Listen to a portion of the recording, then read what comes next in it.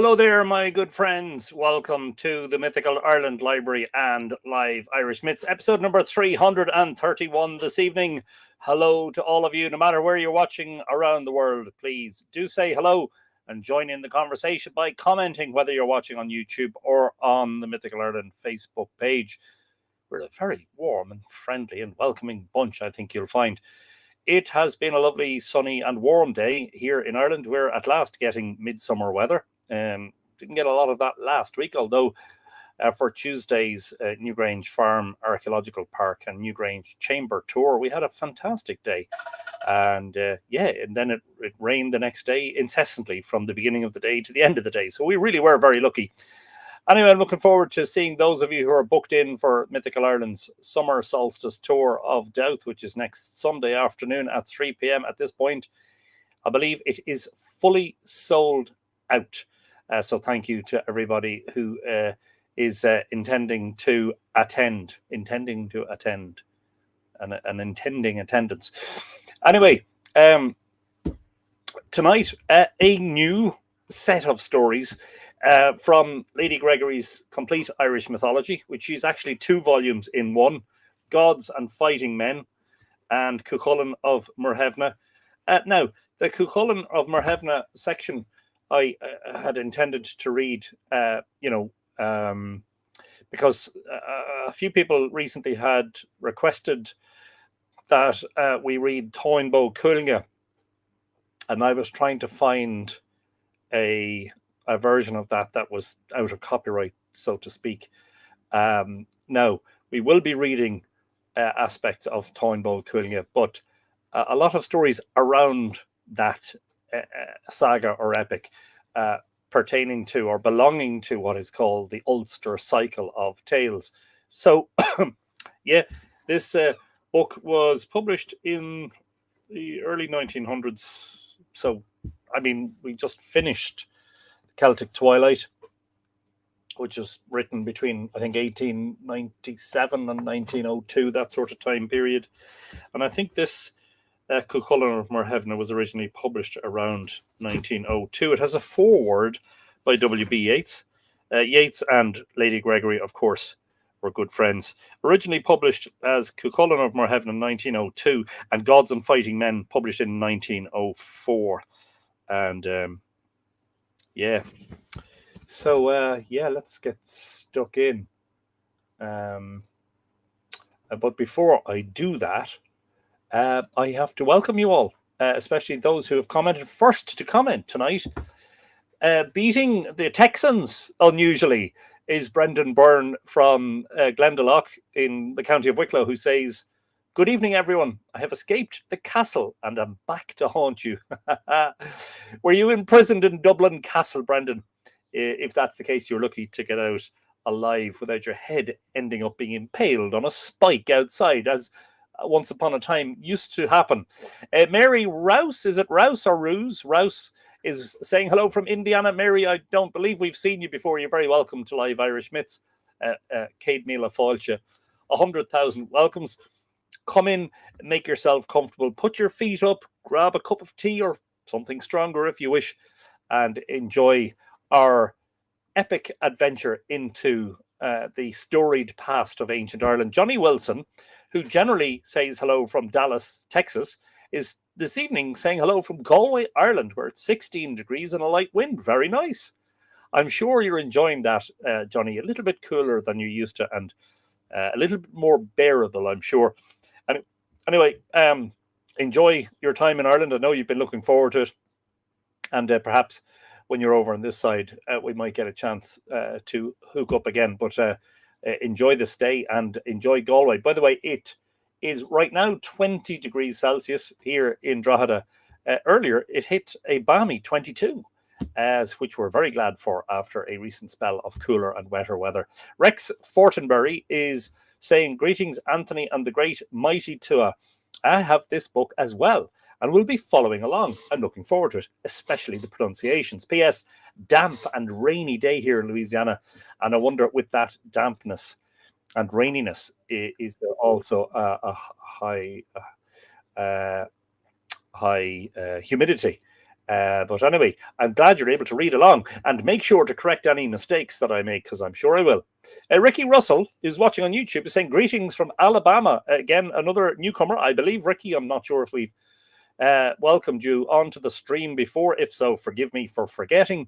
But if not, you're very, very welcome. Hope you enjoy yourself here. I'm sure you will find lots of people will make you feel very welcome. And speaking of Alabama, we have Paul Alburl joining us again. Good evening, Anthony, from the thunderstorm-plagued Alabama Gulf Coast. Yeah, and there's this very cool couple of websites, lightning maps and Blitzer. What's the other one called? Blitzer Tongue or something like that. Oh, yeah. Oh, Bijingo, I see what you're talking about. There's a fair old active spread of thunderstorms on the coast of the Gulf. Houston, not far from Port Arthur, not far from Lafayette. Oh, yeah. Gulfport.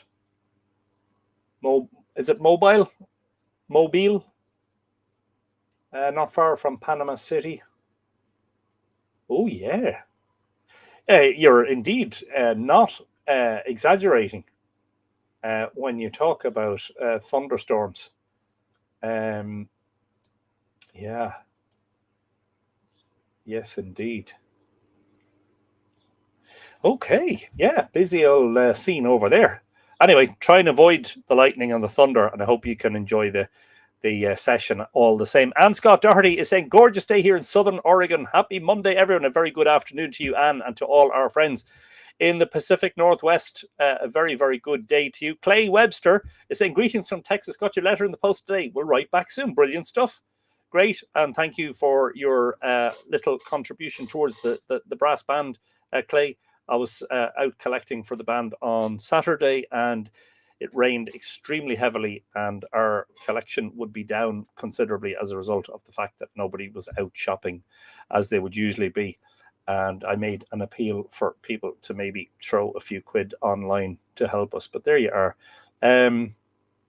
Wish I was able to send you some drier weather from Ireland. That's Johnny, presumably talking to Paul in Alabama. Barb Jordan is watching from YouTube today. Hello, Barb. A very big welcome to you. Lily Shambles is saying it's hot and due to get hotter. I wonder, did you get any of the thunderstorms, Lily? There was quite a thunderstorm that sort of moved up across the channel there. What eve was that? Saturday? It was a huge thunderstorm around Paris, but there was a lot of thunderstorms up around the Dover and Folkestone area, and I looked on one of the live webcams from Dover, and it looked fairly spectacular. Glad we generally don't get that kind of stuff here, in fairness. Julie M.64 watching on YouTube is saying good afternoon from Wisconsin. A very good afternoon to you, Julie. I believe another newcomer. You are very welcome to Live Irish Myths. Hope you enjoy your time here and you enjoy the reading. Alan Hoskins is saying greetings one and all from a dry, sunny but blustery Ballina-Killaloe. Hope you all keeping well. Great to be here. Great to have you here, Alan. Great to see you at Newgrange Farm last Tuesday. And glad that you enjoyed yourself quite immensely, it seems. So thank you for your endorsement of the tour. And yeah, I wonder where is the rain? There is rain on the way in. At the moment, it just looks like it's hitting Achill and the very western tip of Mayo and Galway at the moment. So could be a few hours before we get it. Joe Butler, Auntie Joe, is watching from Colorado, where hot summer days have arrived. It's now 33 Celsius. I hope everyone's well. And as I'm always saying, 33, the highest temperature ever recorded in Ireland, 33.3. So if you're above 92 Fahrenheit, you're experiencing weather that we've never had in recent times in Ireland. Dronth is watching on YouTube, says, good evening, a very good evening to you, Dronth. Thank you for joining us. Adina Sparks is saying it's a hot 97 in New Mexico. So there you go. There's one person who's experiencing hotter weather than we have ever experienced in the modern era in Ireland since temperature recordings began. Happily, we have ceiling fans. Hope everyone's doing well. Happily, we have open windows and doors just to keep us cool. But yep, all good. And hope we can say the same for you, Adina. Catherine Cleary is watching from San Diego. in California, where it is beautifully warm and sunny. May all be well with this great community. And the same right back at you, Catherine, where it's just past midday there in California, about 11 minutes past, 8 hours behind us. It is 8:11 p.m. here in Ireland. Leslie O'Neill. Oh no, I forgot to book for next Sunday. Good evening, everyone. Lovely and sunny in Bettystown today. Yeah, but you may have noticed, Leslie, over the last while, it's gotten more hazy and grey. So apparently there is rain coming in overnight and might still hang around for a bit in the morning. But the forecast for the rest of the week, up to and including next weekend, is reasonably good. So fingers crossed. Chris Haney-Lang is saying, finally, can join you tonight. Brilliant stuff, Chris. Great to welcome you back. Hope you're in good form. Barbara Murphy is saying, hi, everyone, from a very warm summer day. Glad to have a wonderful excuse to staying inside. Yesterday it hit 111 for no way. 111, just under 44 Celsius. Today should be just a bit cooler. That is crazy hot. Climb in the fridge and close the door is my advice. Valentina Bernardi is saying, good evening from sunny Glastonbury.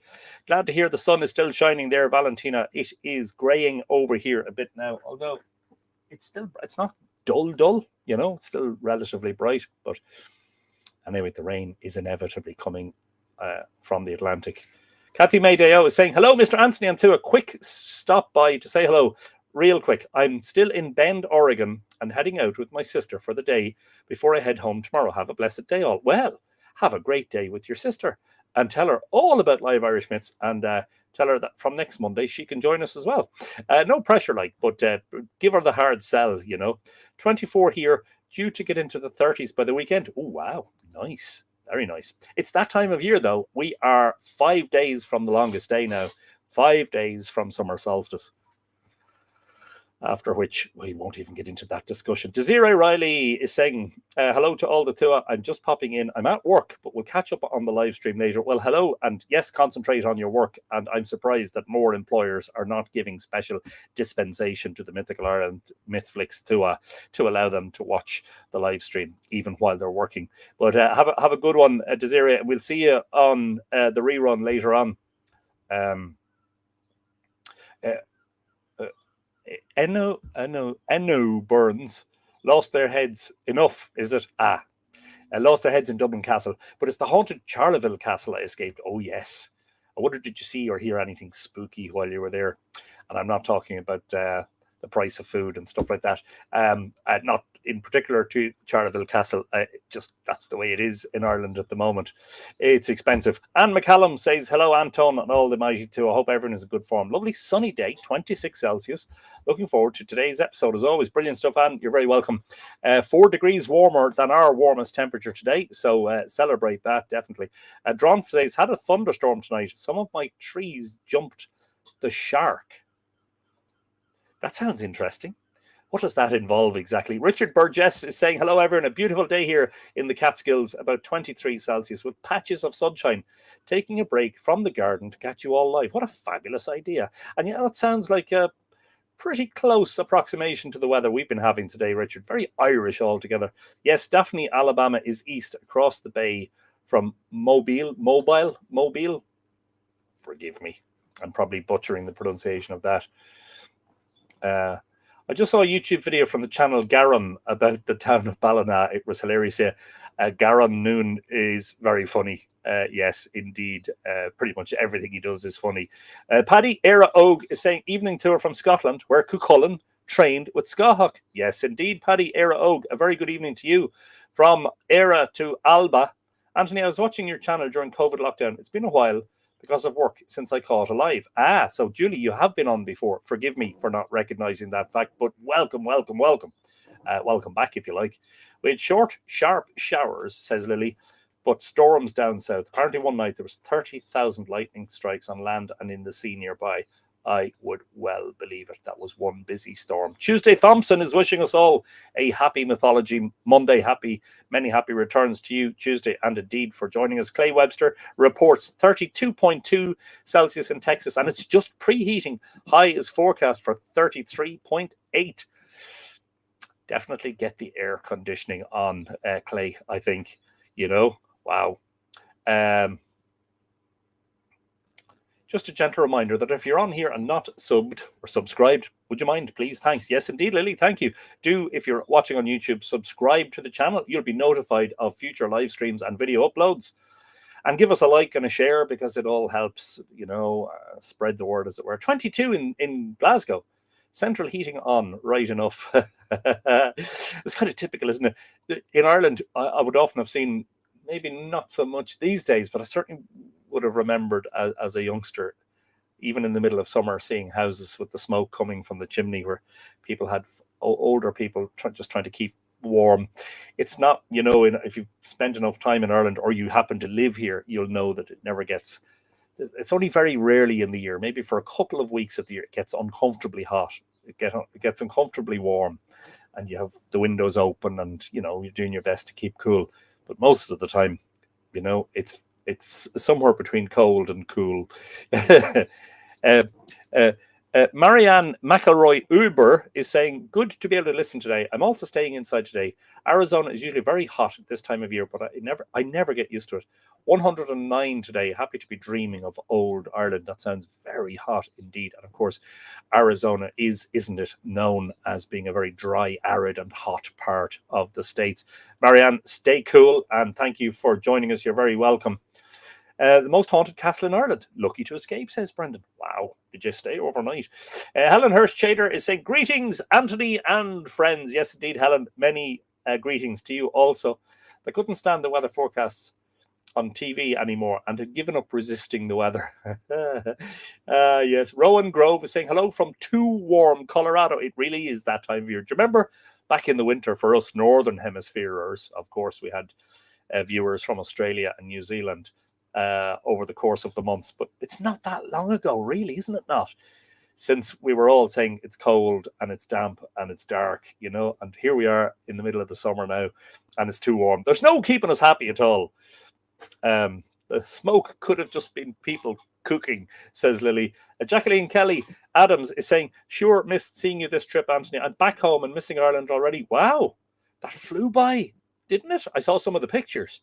Ye all looked very happy and far too relaxed. Is there such thing when you come to Ireland as being far too relaxed? Disconnecting, unplugging from the matrix, getting some relaxed time. I think that's the perfect idea, Jacqueline, to be honest. Anyway, glad you got home safely and great to see you here. It's damp. Saying hello to the high desert. It's damp down here, and that's Louisiana. Tom King on Gala.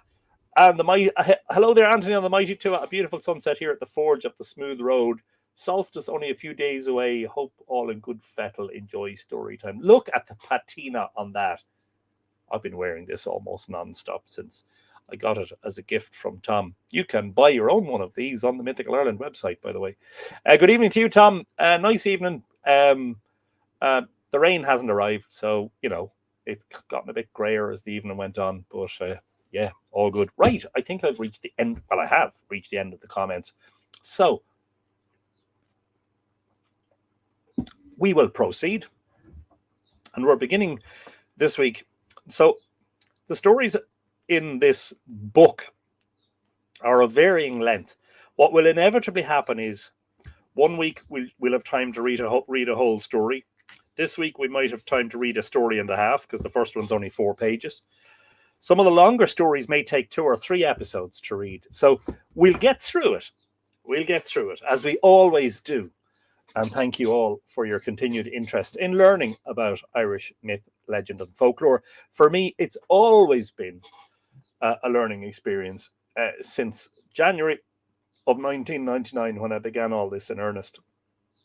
And of course, the foundation of Mythical Ireland, it came into being in March of the year 2000, celebrating 25 years this year. Brendan wants to know if Tom King's forge smoke is adding to the red sunset. That is highly likely. The man is very busy, I can tell you. I don't know why. I don't know how he hasn't got 3 or 4 forge fires going on at the same time. Exit the Matrix. Anthony is Morpheus. Not Neo. No, I'm terribly disappointed, Paddy. Mobile is pronounced mobile. Not to worry, 'tis but a scratch. Quoting, of course, Monty Python. Good stuff, Paul, and thank you. I wondered about that because in ham radio, when we're driving in our cars, in our automobiles, and so we add a mobile suffix onto the end of our call sign. So I'm at home when I'm on my ham radio, it's just EI2KC or Echo India 2 Kilo Charlie, if you like. But when I'm in the car, it's EI2KC mobile or EI2KC/mobile. And I noticed that an awful lot of American ham radio operators pronounce that mobile.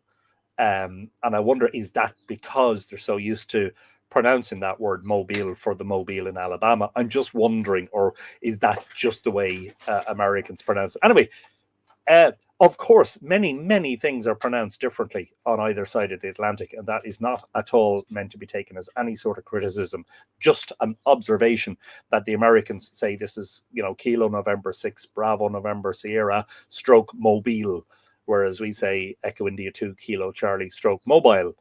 Anyway, with that out of the way, let's get on to the reading, shall we? The birth of Cuchulain. Now, I maybe should preface this, but I don't think I should. I think I should just let the stories speak for themselves. But Cuchulain, if you don't know, is one of the single best known characters from Irish mythology.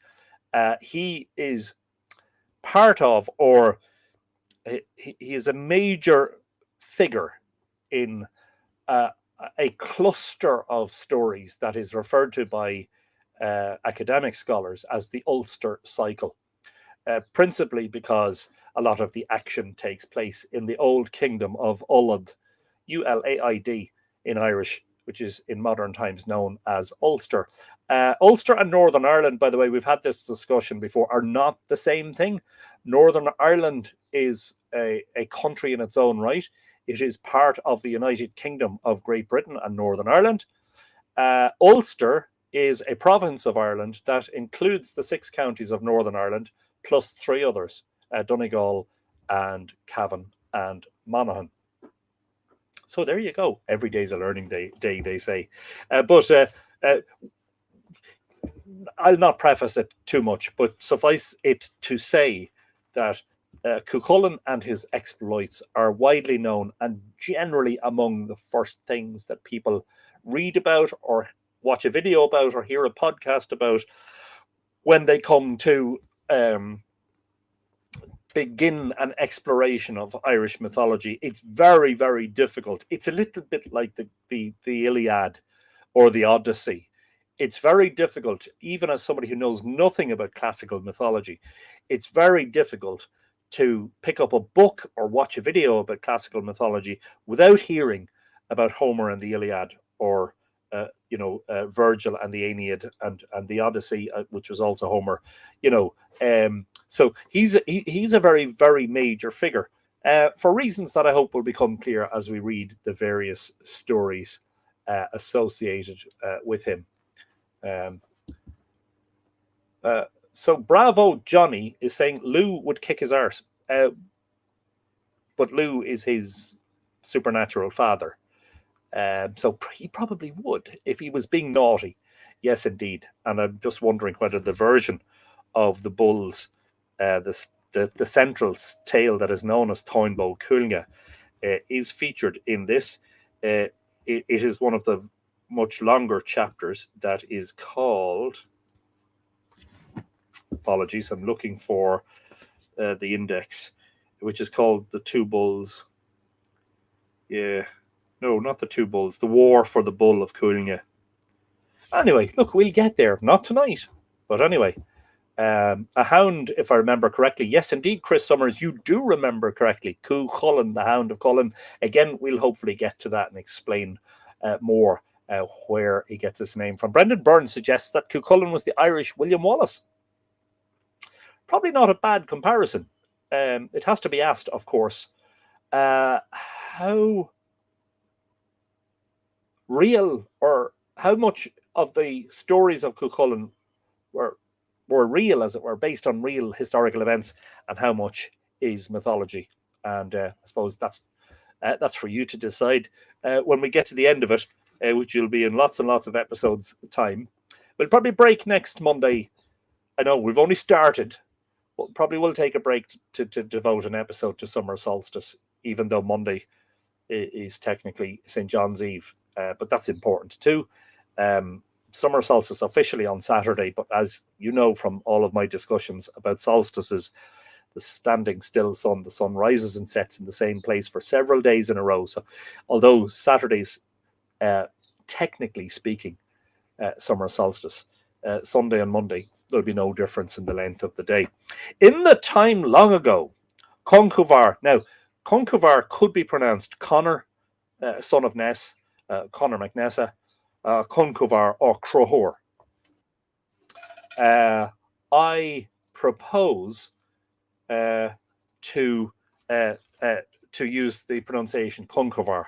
But if you'll hear, sort of Connor would be sort of, I think, probably more an anglicization of that name, and Crohor, which, when you think about it, how did they get Crohor out of Conchubar? The vicissitudes, no, the yes, the various interesting aspects of Irish and the language and how it is pronounced and spoken and all of that. As Gandalf says, and this is Chris Summers quoting the great Gandalf, any good story deserves a little embellishment. I can't agree more. Dr. Liberace is telling us, don't forget to give the old thumbs up. Thank you very much, Dr. Liberace, for the recommendation. Yes, indeed. Didn't get very far, did I? I didn't even complete the first sentence. Right, Anthony, come on, concentrate. In the time long ago, Conchobar, son of Ness, was king of Ulster, and he held his court in the palace of Owen Macha. And apparently I'm slightly not wrong, but slightly nuanced on that. It can be pronounced Owen Macha, which is Navan Fort, just outside the modern city of Armagh. We were there a couple of months ago, myself, my wife and daughter. I gave a couple of talks, and we met loads of nice people and sold a few copies of my books, and it was a lovely day. And this is the way he came to be king. He was but a young lad, and his father was not living. And Fergus, son of Roe, R-O-G-H, you would imagine Rog, Fergus MacRoe, who was at that time king of Ulster, asked his mother Ness in marriage.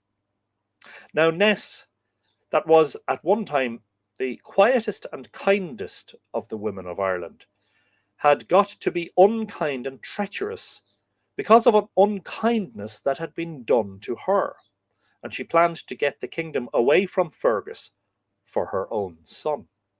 Wow, we're 2 paragraphs in, folks, and already there's treachery afoot. So she said to Fergus, let Conchobar hold the kingdom for a year, so that his children after him may be called the children of a king. And that is the marriage portion I will ask of you. You may do that, the men of Ulster said to him, for even though Conchobar gets the name of being king, it is you yourself that will be our king all the time. It's a strange thing that they should agree to such a ruse, to have a replacement or stand-in, or what's the word, surrogate king, and for the real king to be still the real king, but not in the real king's place. Very bizarre. It's a little bit like the story of Dagda being asked for Newgrange when Angus asked his father, the Dagda, for a lend of Newgrange for a night and a day. And we know where that ended up. So Fergus agreed to it, and he took Ness as his wife, and her son Conchobar was made king in his place. But all through the year, Ness was working to keep the kingdom for him. And she gave great presents to the chief men of Ulster to get them on her side. In this day and age, folks, we would call that bribery. And though Conchobar was but a young lad at that time, he was wise in his judgments, and brave in battle, and good in shape and form. In modern day parlance, he was a bit of all right. and they liked him well. So he was a wise judge. He was a brave warrior. He was fit and good looking. I mean, great combination for somebody who wants to be king.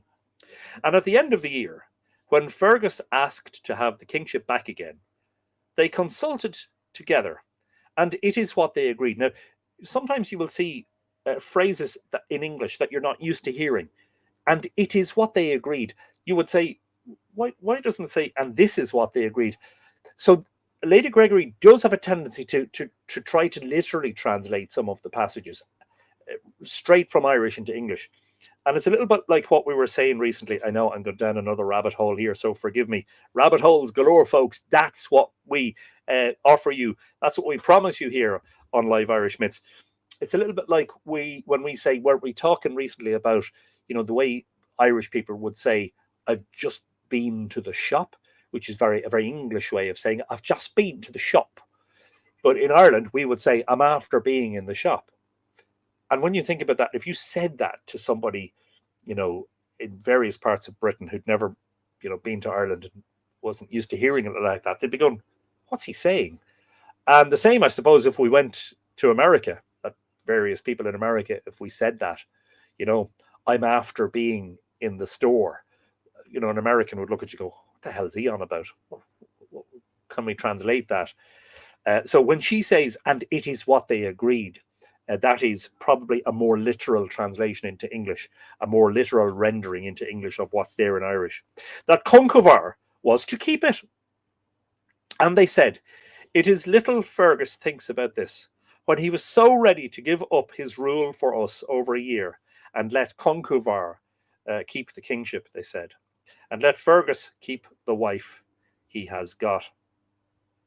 So apparently, the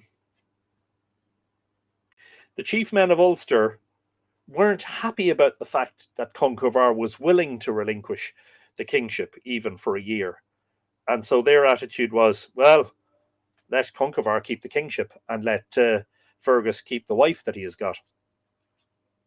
Now, it happened one day that Conchobar was making a great feast at Owen Macha for the marriage of his sister Dechtere with Sultan, son of Roig.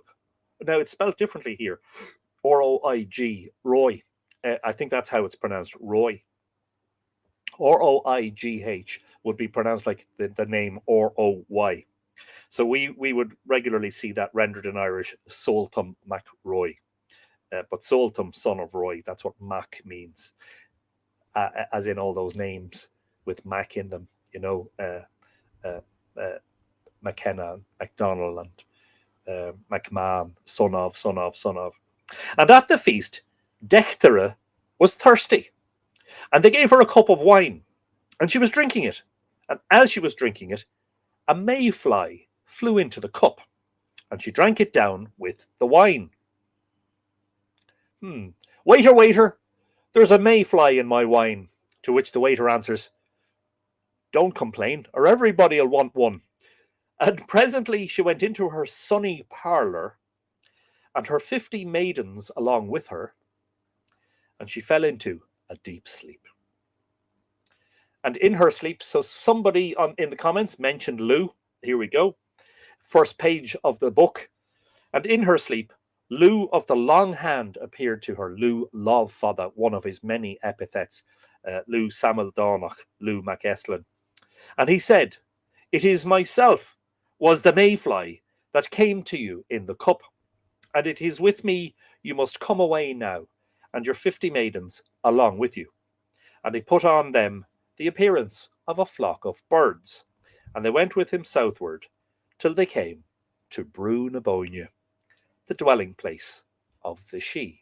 And that, of course, my great friends, is the monument complex of Brú-na-Bóinne, which is about 4 miles that way, just through those bookshelves in that direction.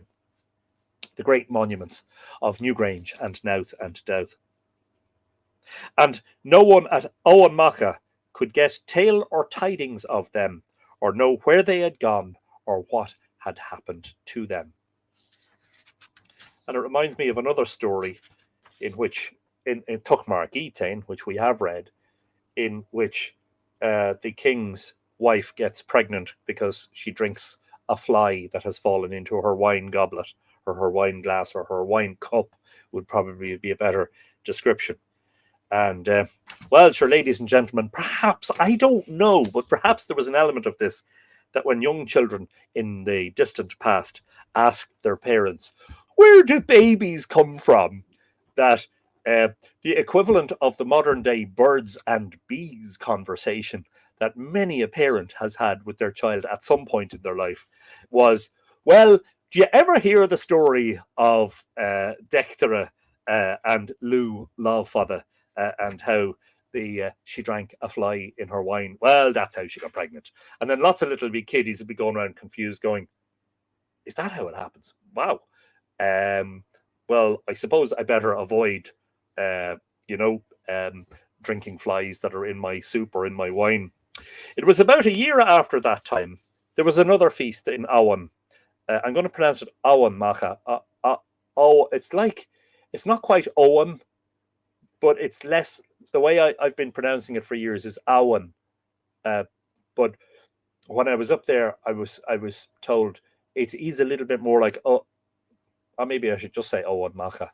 Anyway, something along those lines.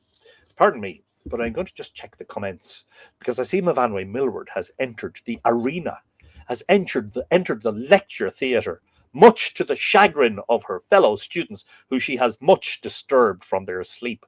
I'm joking, of course. Mavanwe, lovely to see you. Sounds like I'm arriving in the middle of a beautiful story with mayfly, birds, etc. Yeah, we're reading Cuchulain of Muirthemne from Lady Gregory's Complete Irish Mythology. There was an old lady who swallowed a fly. That sounds like the beginning of a limerick, you know. Greetings from Sligo. Sally Siggins is here, just back from picking gooseberries, blackcurrants, and strawberries. Feeling very hunter-gatherer. Feeling very hunter-gathererish. Wow. Foraging in the wild, Sally, going back about 7,000 years. Brilliant. I'm sure that was great fun. And I hope that you get a nice feast out of it. Make sure you wash the berries before you eat them, just in case, you know. Someone is suggesting that somebody stay silent. Nobody might notice. Somebody else late. Look at your one strolling in at this hour. Sorry I'm late. Been to get tortured. Blood work. Okay, fair enough. Elaine, 32 Celsius. Wow. 22 here was the hottest day. It's about a 20. It's probably a little bit less than 20 now. Elaine, great to see you. And thanks for joining us. And don't worry about being late. Don't worry. We won't castigate you or make fun of you in front of everyone else. No, we won't at all. Peter Kennedy, it's always been pronounced Conch Obar to me. Yeah, but then you see the B, right? The UBAR. Well, that would be lenited. That would have the shavo on it. Conchuvar. I would say V rather than B. But anyway, yeah, there are, of course, nuances to how things are pronounced. And I suppose we can never be entirely sure exactly how the language was pronounced 800 or 1,000 years ago. Middle Irish, you know. I hope I'm not missing anyone else who's joined us. Get the yardstick out for a few raps of the knuckles. Or what we used to do, of course, was the obsidian book or the black book, which I have put away. It's just, no. Why would I punish people for giving us their great company? It was a year after that time. There was another feast in Awan. Awan. I don't know what to do. Awan is how I'll keep going. And Conchobar and his chief men were sitting at the feast. And suddenly they saw from the window a great flock of birds that lit on the ground and began to eat up everything before them, so that not so much as a blade of grass was left. The men of Ulster were vexed when they saw the birds destroying all before them, and they yoked 9 of their chariots to follow after them, which is another way of saying to chase them away and follow after them. Conchobar was in his own chariot, and there were following with him Fergus, son of Roy, and Lera Boadach, the battle winner. Sometimes this will sound very familiar, folks. This will sound like something you've seen in Game of Thrones or something similar. And Kelthar, son of Uhechar, and many others, and Brickrew of the bitter tongue was along with them. Now, if he's called Brickrew of the Bitter Tongue, it is highly likely that he was something of a satirist, that you wouldn't want to, as it were, and I mean this metaphorically, folks, so be careful, that you wouldn't want to get, as the parlance goes in this part of the world, a lash of his tongue. They followed after the birds across the whole country southward, across Sliabh Fuad, which are the Fuse Mountains in southern County Armagh, by Lehan and by Garach and Gossa, between Rush and Arde, and Rush and Arda. Ard is Ferrard, and if you know anything about the High Man, that is the name that was later given to the Normans, to the barony in that area, Ferrard. Rush and Ferrard, which are in the county, mostly in the county of Louth, about 10 or 15 miles in that direction. And the birds before them always. They were the most beautiful that had ever been seen. And by the way, so another rabbit hole, so please forgive me for the numerous rabbit holes. If you're subscribed to the Mythical Ireland emails, by the way, it's free to subscribe. You can do so on the Mythical Ireland website. A few weeks ago, I sent out an email in which I suggested that some Irish myths were similar to the Aboriginal Australian songlines, that where they mentioned journeys from one place to another, that was literally the only way that was sort of the only way that people were able to create a map of the landscape back then, before writing, before drawn or written maps. That if you wanted to venture from one place in Ireland to another place in Ireland, without modern roads and signposts and Google Maps and all of that, you had to be able to find your way. You like, how do you find your way from somewhere in the East Coast to somewhere in the Midlands, or somewhere on the West Coast to somewhere in the North, or somewhere in the Midlands to somewhere in the South Coast? And of course, the answer often lay in the myths. And there, if anybody ever wanted to travel between Owen Macha and Brunabonja, here they had the journey laid out for them in this myth. You simply go southward, look for the Sliabh Fuad, and then Lehan and Garach, which are river fords, then Gossa, which is a plain, and then the territories of Rush and Arde, and you're going in the right direction and you're not too far off it. They were the most beautiful that had ever been seen, the birds, that is. 9 flocks of them there were, linked together, 2 and 2, with a chain of silver. And at the head of every flock there were 2 birds of different colours, linked together with a chain of gold. And there were 3 birds that flew by themselves, and they all went before the chariots to the far end of the country until the fall of night, and then there was no more seen of them. It never specifically mentions swans, but one always gets the impression that that's what they're talking about when they're described, you know. And when the dark night was coming on, except for the bit where it says that at the head of every flock there were 2 birds of different colours. And when the dark night was coming on, Conchobar said to his people, "It is best for us to unyoke the chariots now, and to look for some place where we can spend the night." Rothio has joined us. Hello, Sir Anthony, sending my regards from the city of Belfast. I'm soon going to visit Drogheda and your tour. I finally came to visit this beautiful land, and I've been from here to there, but I just can't find the way to explore everything in such little time. Wow, brilliant. And my tour, is that Doubt on Sunday? Brilliant. Hey, I'll look forward to it. And yeah, let's get the old photo and share it with the community. Samantha Healy has joined us. Hello, Samantha. You're very welcome to Live Irish Myths. Great to see you. What else? Am I missing anyone else?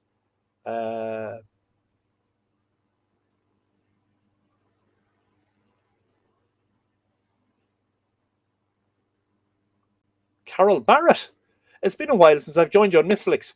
Happy to be back again, especially for this juicy story. Brilliant, Carol. Delighted to see you back as well. Fáilte Roat. Yeah, a lot of discussion about there was an old lady who swallowed a fly, which I might look at later on. Thank you for sharing that, Sally. And a few people commenting on that. Yes, Ferrard, the high man, Paddy. Yes, indeed. Chris Summers, that reminds me of some big diving bird I saw in the Boyne today in Navan. Big black thing. Good to see them diving. If that's a black diving bird, it's almost certainly a cormorant, Chris. The cormorant would be the bird that dives into the river for a tasty meal of some unsuspecting sea trout or salmon or perhaps an eel. Then Fergus went forward to look for some place, and what he came to was a very small, poor-looking house. A man and woman were in it, and when they saw him, they said, "Bring your companions here along with you, and they will be welcome." Fergus went back to his companions and told them what he had seen. But Brickroo said, "Where is the use of going into a house like that, with neither room nor provisions nor coverings in it? It is not worth our while to be going there." Then Brickroo went on himself to the place where the house was. But when he came to it, what he saw was a grand, new, well-lighted house, and at the door there was a young man wearing armour, very tall and handsome, and shining. And he said, "Come into the house, Brickroo. Why are you looking about you?" And there was a young woman beside him, fine and noble, and with curled hair. And she said, "Surely there is a welcome before you from me." "Why does she welcome me?" said Brickroo. "It is on account of her that I myself welcome you," said the young man. "And is there no one missing from you at Owen?" he said. "There is, surely," said Brickroo. "We are missing 50... Don't call me Shirley. We are missing 50 young girls for the length of a year." "Would you know them again if you saw them?" said the young man. "If I would not know them," said Brickroo, "it is because a year might make a change in them, so that I would not be sure." "Try and know them again," said the man. "For the 50 young girls are in this house, and this woman beside me is their mistress, Dechtere. It was they themselves, changed into birds, that went to Awamacha to bring you here." Then Dechtere gave Brickroo a purple cloak with gold fringes, and he went back to find his companions. But while he was going, he thought to himself, "Conchobar would give great treasure to find these 50 young girls again, and his sister along with them. I will not tell him I have found them. I will only say that I have found a house with beautiful women in it, and no more than that."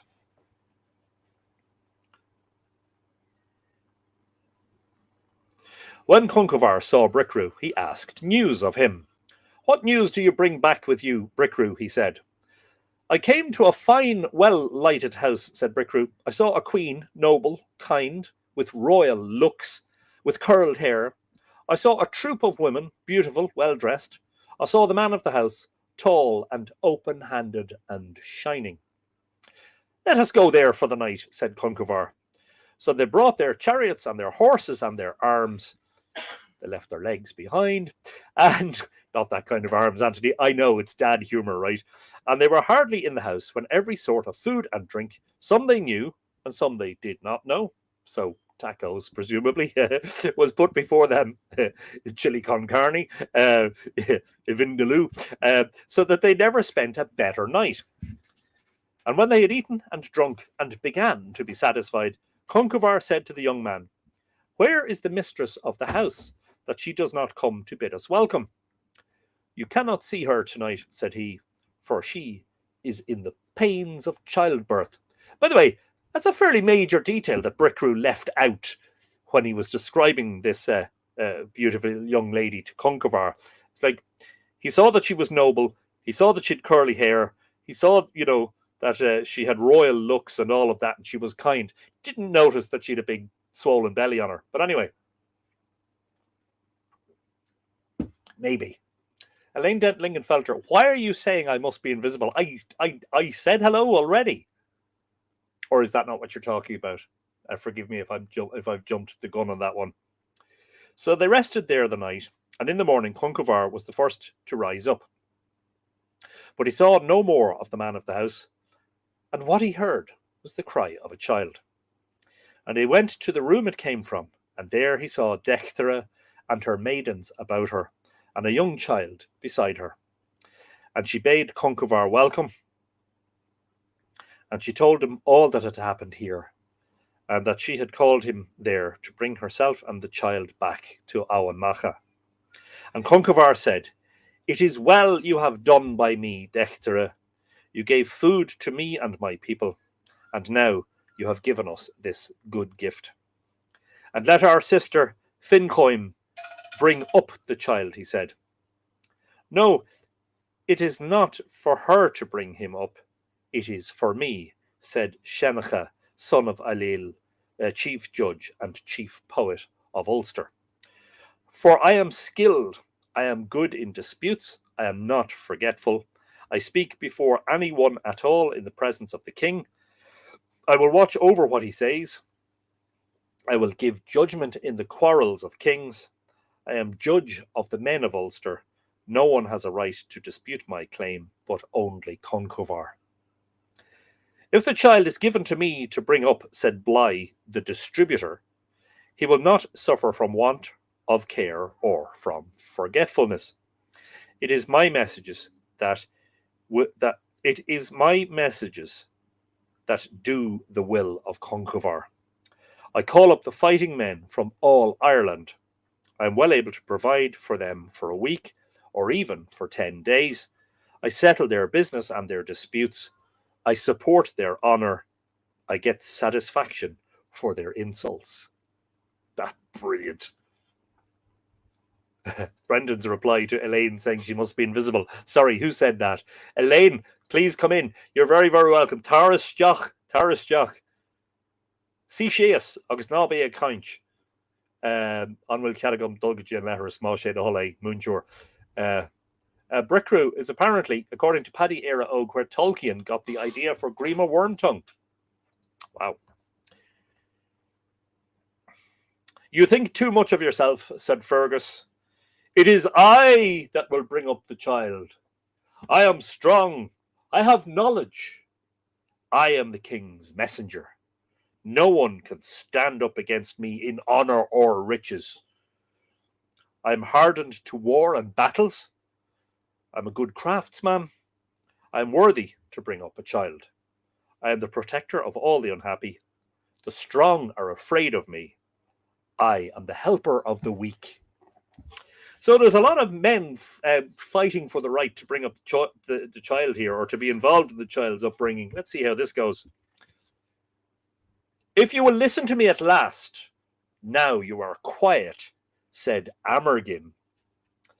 "I am able to bring up a child like a king." By the way, this is not the same Amergin who was the poet of the Milesians, so a later poet of the Ullad. "The people praise my honour, my bravery, my courage, my wisdom. They praise my good luck, my age, my speaking, my name, my courage, and my race. Though I am a fighter, I am a poet. I am worthy of the king's favour. I overcome all the men who fight from their chariots. I owe thanks to no one except Conchobar.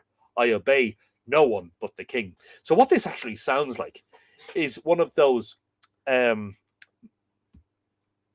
machismo-filled displays of bravura from the drunken men at the end of the bar in the pub at the end of a long Saturday night of drinking, doesn't it? Yeah. "Shut up, lads, and sit down, will you? Stop bragging." Then Shanachah said, "Let Fincoim keep the child until we come to Awan, and Moran, the judge, will settle the question when we are there." So the men of Ulster set out for Awan, Fincoim having the child with her. And when they came there, Moran gave his judgment. "It is for Conchobar," he said, "to help the child to a good name, for he is next of kin to him. Let Shanachah teach him words and speaking. Let Fergus hold him on his knees.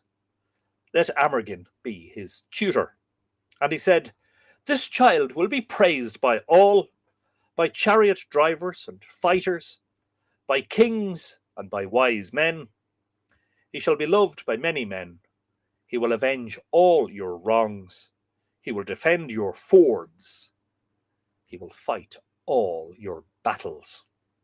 And so it was settled, and the child was left until he should come to sensible years. Great way of saying until he's old enough, with his mother Dectine and with her husband Soltham. And they brought him up on the plain upon the plain of Muirthemne.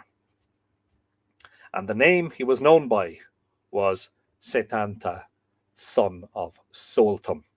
So interestingly, the baby Cuchulain, who was then known as Satanta, was brought up in Muirthemne, and Muirthemne is the ancient name for the county of Louth, which is named after Lou, his father, by the way, which is the county that I live in. Isn't that just lovely? So it's very local to me here. Brad M is in the house saying greetings. Hello there, Brad. You're very welcome.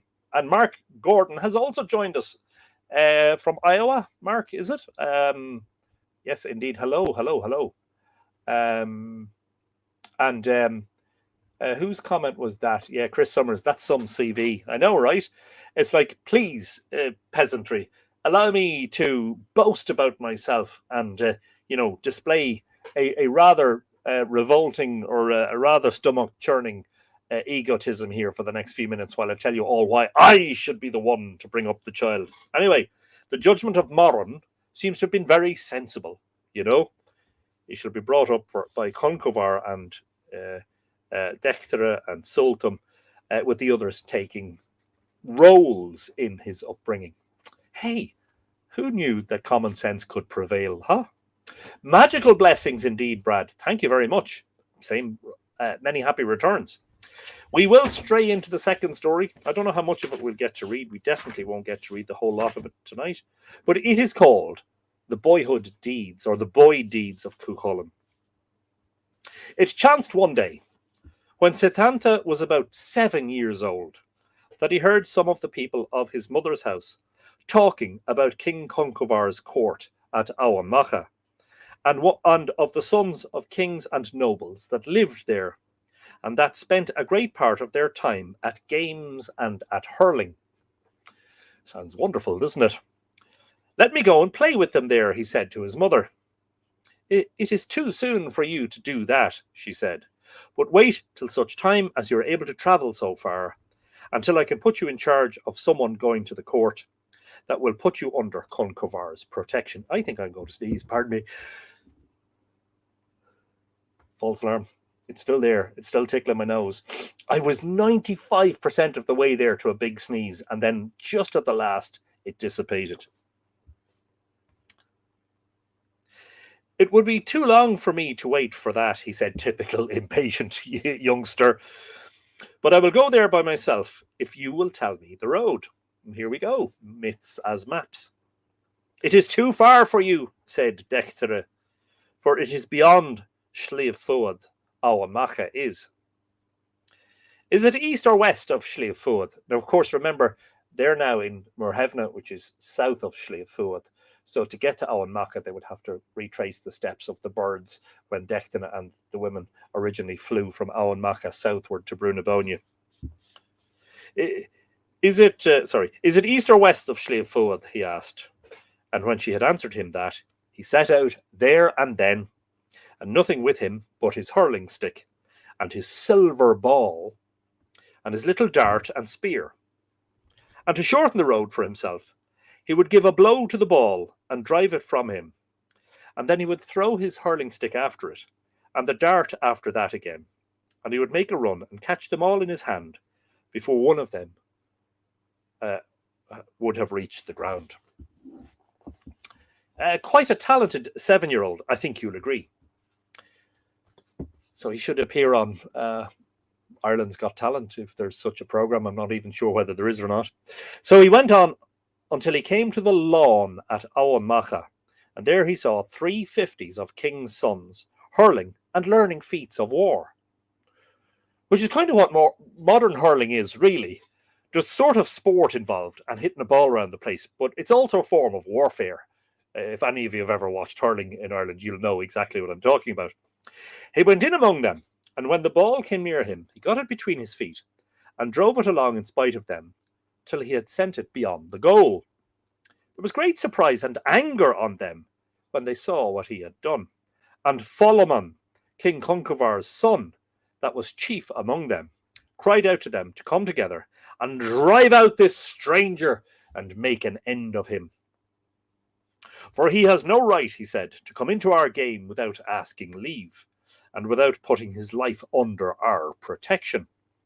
And you may be sure, he said, that he is the son of some common fighting man, and it is not for him to come into our game at all. Some snobbery in this version of hurling, folks.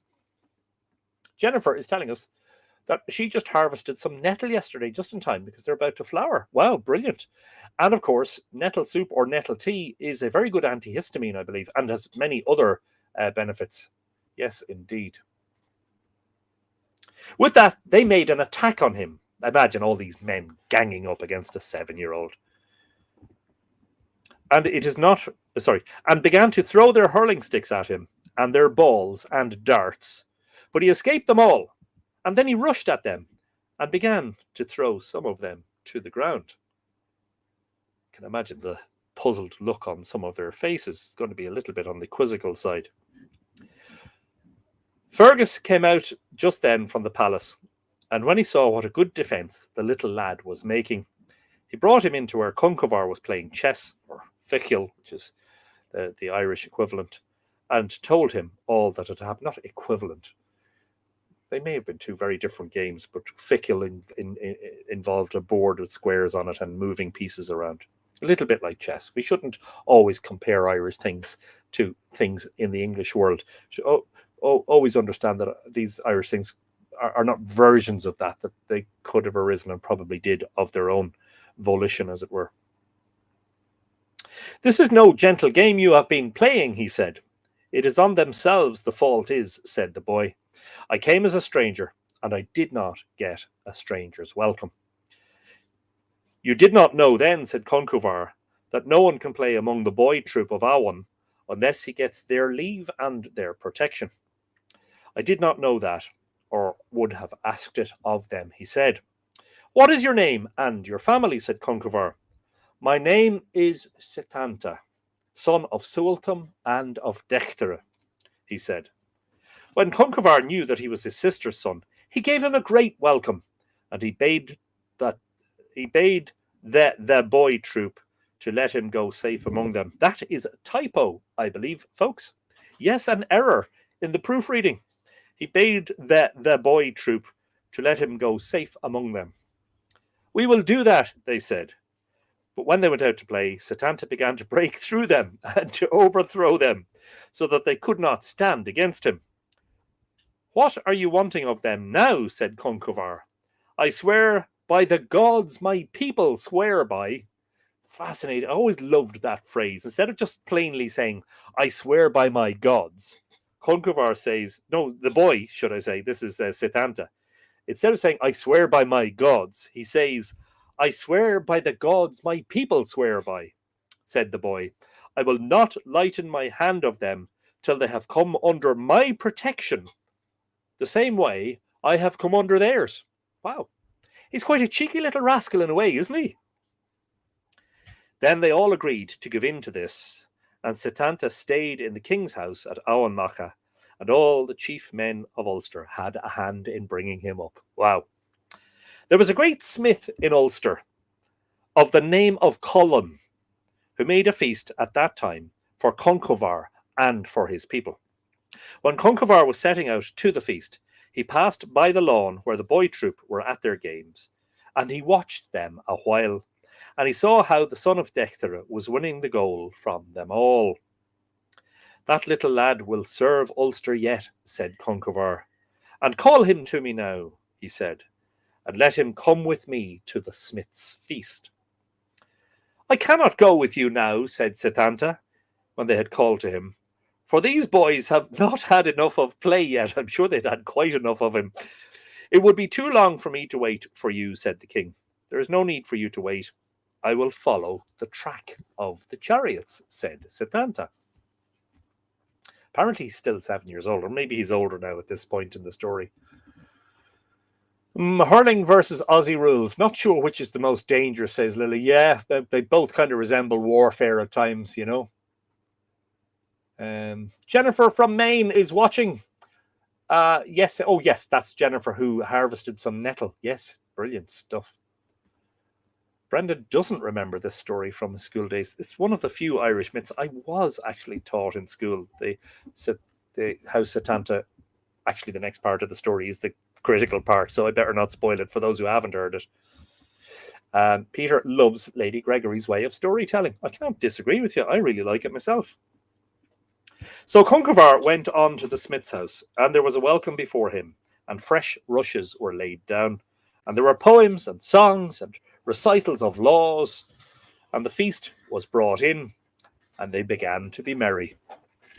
And then Cullen said to the king, "Will there be anyone else of your people coming after you tonight?"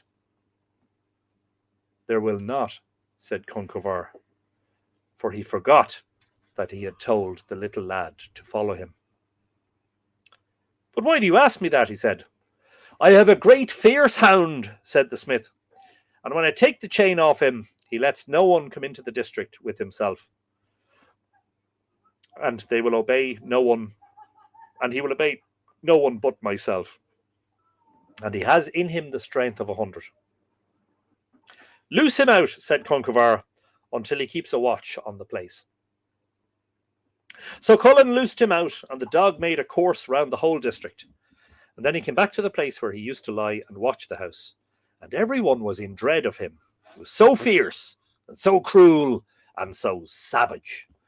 Kind of sounds like a fairy tale, you know. Kelly is in Skibbereen, a long way from the Pacific Northwest. I hope you're enjoying yourself down in Skibbereen, in the lovely West Cork. Now, as to the boys at Awan, when they were done playing, everyone went to his father's house, or to whoever was in charge of him. But Satanta set out on the track of the chariots, shortening the way for himself, as he was used to do with his hurling stick and his ball. When he came to the lawn before the smith's house, the hound heard him coming, and began such a fierce yelling that he might have been heard through all Ulster. And he sprang at him, as if he had a mind not to stop and tear him up at all, but to swallow him at the one mouthful. The little fellow had no weapon but his stick and his ball, and when he saw the hound coming at him, he struck the ball with such force that it went down his throat and through his body. Then he seized him by the hind legs and dashed him against a rock until there was no life left in him. When the men feasting heard the outcry of the hound, Conchobar started up and said, "It is no luck brought us on this journey, for that is surely my sister's son that was coming after me, and that has got his death by the hound." Ooh, he got it the wrong way round. On that, all the men rushed out, not waiting to go through the door, but over the walls and barriers as they could. But Fergus was the first to get to where the boy was, and he took him up and lifted him on his shoulder, and brought him in safe and sound to Conchobar, and there was great joy on them all. But Cullen the smith went out with them, and when he saw his great hound lying dead and broken, there was great grief in his heart, and he came in and said to Satanta, "There is no good welcome for you here." "What have you against the little lad?" said Conchobar. "It was no luck that brought him here, or that made me prepare this feast for yourself, king," he said. "For from this out, my hound being gone, my substance will be wasted, and my way of living will be gone astray. And little boy," he said, "that was a good member of my family you took from me, for he was the protector of my goods and my flocks and my herds and of all that I had." "Do not be vexed on account of that," said the boy, "and I myself will make up to you for what I have done." "How will you do that?" said Conchobar. "This is how I will do it. If there is a whelp of the same breed to be had in Ireland, I will rear him and train him until he is as good a hound as the one killed. And until that time, Cullen," he said, "I myself will be your watchdog, to guard your goods and your cattle and your house. You have made a fair offer, said Conchobar. I could have given no better award myself, said Cafad the Druid. And from this out, he said, your name will be Cuchulain, the hound of Cullen. I am better pleased with my own name of Satanta, son of Sualtam, said the boy. Do not say that, said Cafad, for all the men in the whole world will some day have the name of Cuchulain in their mouths. If that is so, I am content to keep it, said the boy. And this is how he came by the name Cuchulain.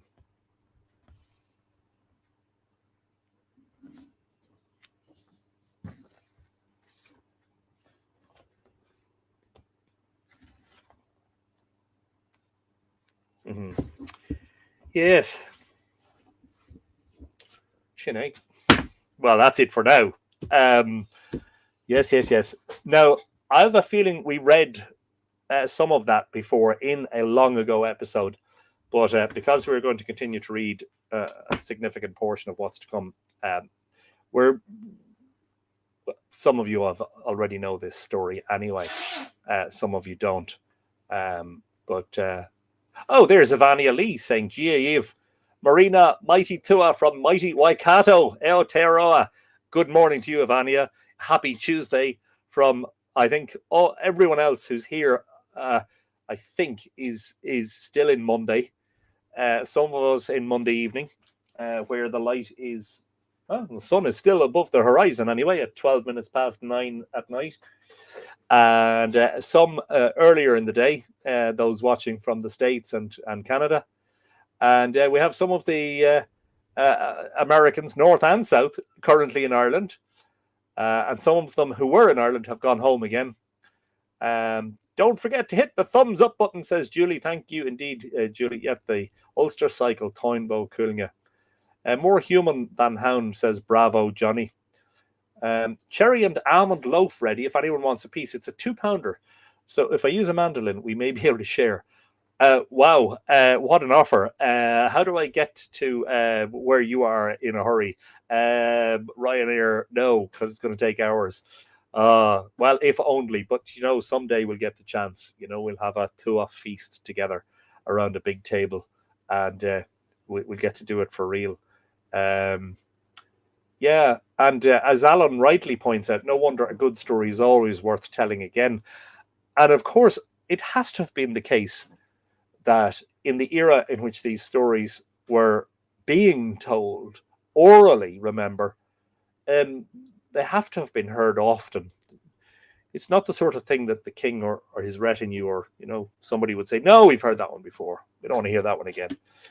In fact, oftentimes it's more enthralling the second time. See, the first time you watch a movie, sometimes you're like, oh, wow, that was great. But then you watch it again and you watch it again and you watch it again. And every time you watch it, you pick up on some detail and nuances that you hadn't noticed before. And a good book can be the same as well. But anyway, it's same with the good story. Anne McCallum was also reading along with us that time. Yes, you did read it before, but it's been quite a while. And yes, of course, because I'm going to be reading other tales about Cuchulain, some of which we definitely wouldn't have read before. And in any case, we have had so many newcomers since the last time that only those of you who've been here since the early days would even remember that. Fantastic group, says Samantha. Are you talking about the Ulstermen or the Mythflix Tua? Of course, I know that you're talking about the Mythflix Tua. Thanks for another good episode, says Elaine. Sure miss that cool Irish weather. Yeah. I think the highest they're predicting forecasting for this week is 24 Celsius, which isn't, what is 24 C to F is 75.2. Yeah, so yeah, just a gently mild day for most of those of you who are in the States. And even in Ontario, where Anne is regularly talking these days about temperatures in the high 20s. Brad is talking to Jennifer. One day we will be able to email food to each other. Beam me up, Scotty, or beam me up some of that. What did you say it was? Almond and cherry and almond loaf. Yes, indeed. beam some of it in this direction, and we'll certainly partake of it.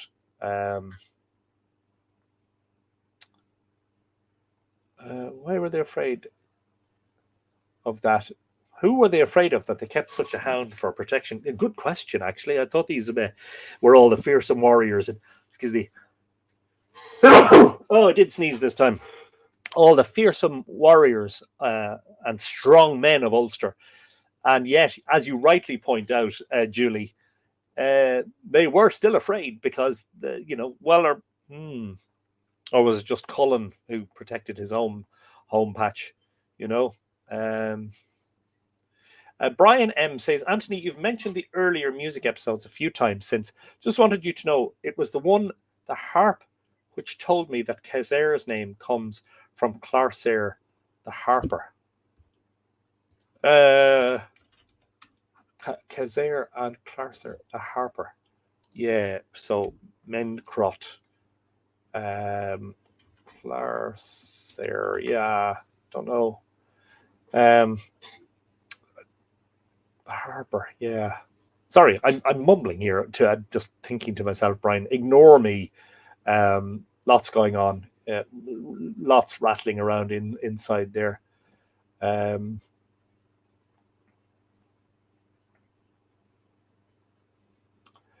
So Brian M is just. I missed that comment earlier, Brian, for which I apologise.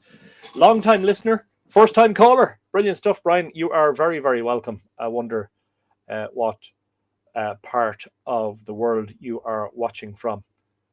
Duolingo sure puts an emphasis on hurling, says Barbara here. It's a big part of Irish culture here, don't you know?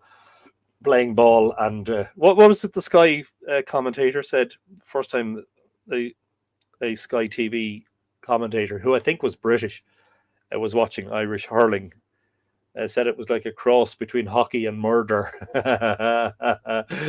which I think is, not far off being a true definition of what hurling is about, Yeah, think of that video where great British actors do the to be or not to be Shakespeare line with an emphasis on a different word. Same with different storytellers. Yeah.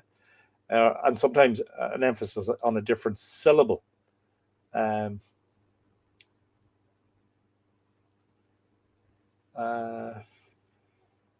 Fergus mentioned in the story you just read, says Avania.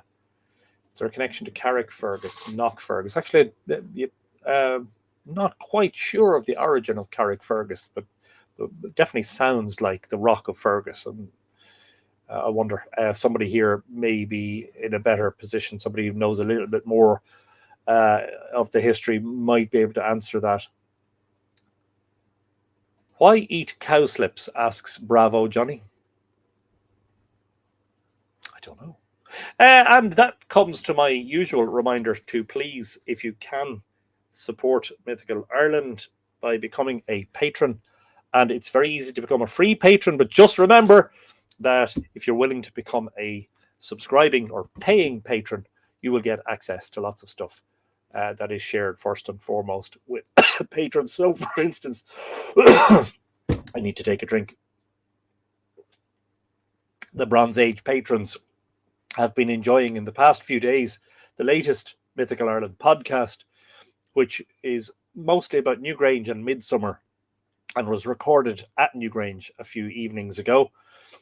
They previously had the previous a new episode of the podcast, again for Bronze Age level patrons and above, just a few weeks before that.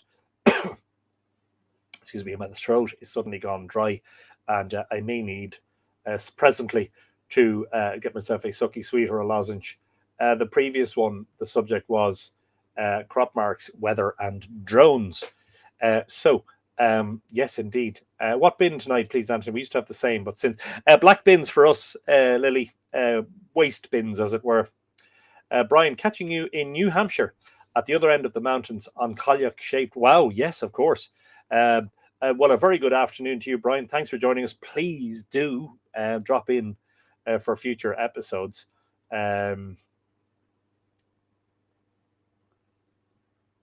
Couldn't catch the gentry playing it anyway, says Chris. Yeah.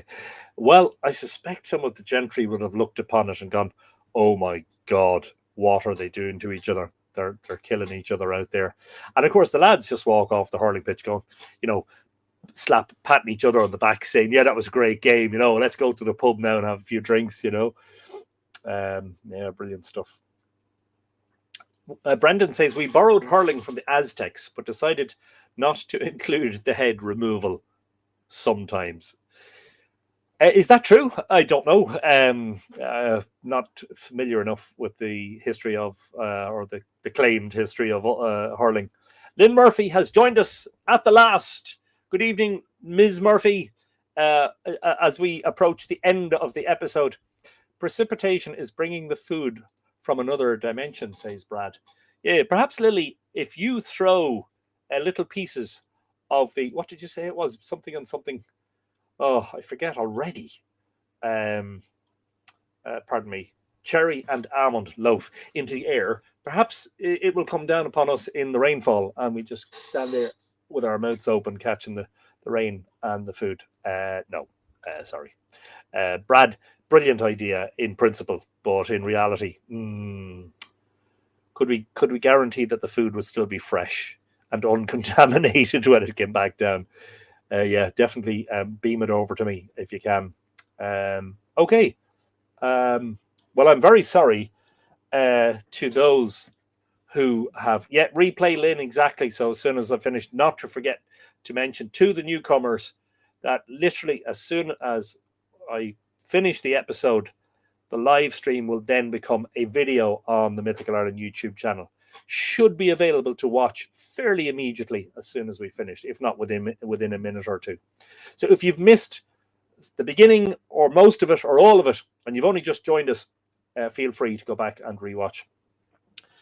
Joe Butler, Auntie Joe says, thanks for reading from Lady Gregory. I like her way of telling the stories. I remember you explained that sometimes her version is flawed, but she makes the myths dramatic. Take care, my Tua.